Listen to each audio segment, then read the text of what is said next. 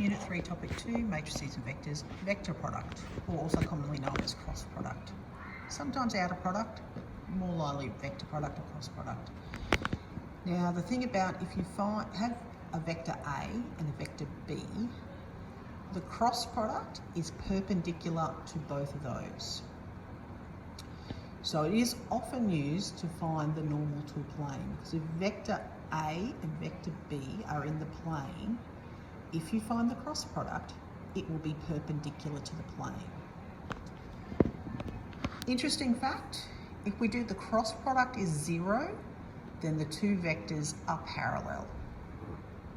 So that's an interesting fact. It can come up in questions if you're showing things are parallel. As long as A and B can't be equal to 0, okay, we're assuming A and B aren't equal to 0, that they are real vectors. If their cross product is 0, then they're parallel. On your formula sheet, you've got the equation there to work out the cross product tech-free. And of course, you've got the capacity on your graphic calculator to work out the cross product there.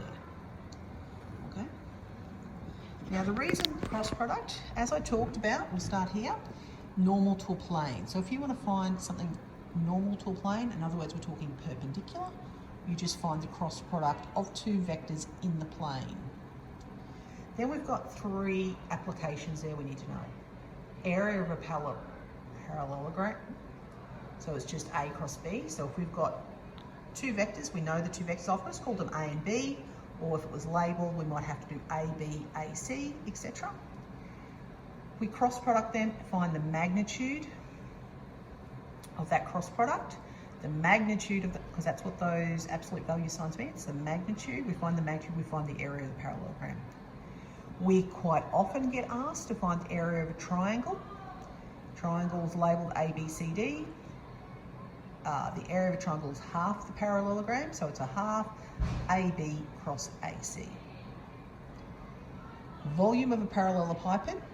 If you're given the vectors, the adjacent vectors, A, B and C, A dot B cross C.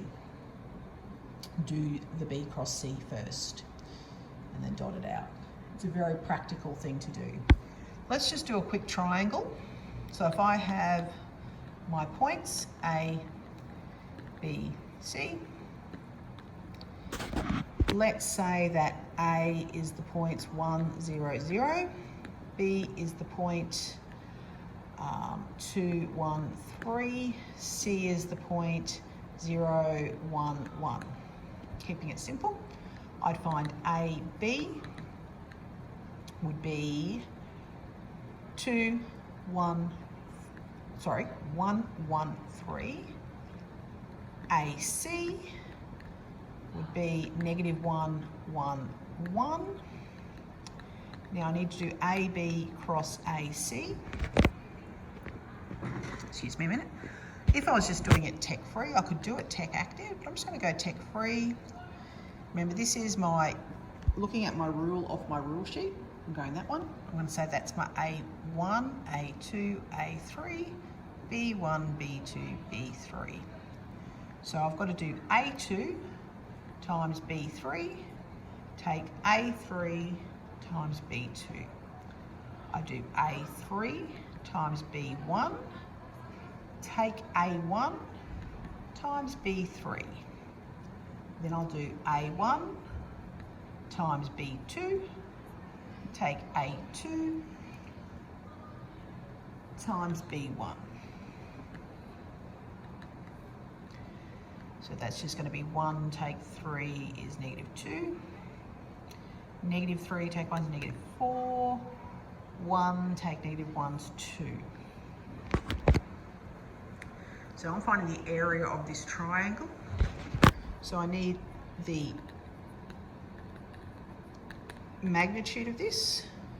So that'll be -2 squared, -4 squared, 2 squared.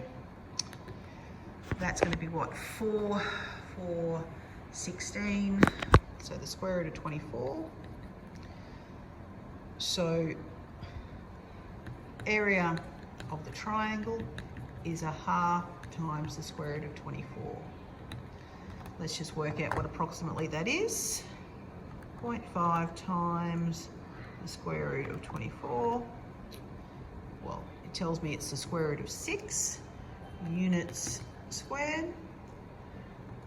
which is approximately 2.45 units squared, sorry.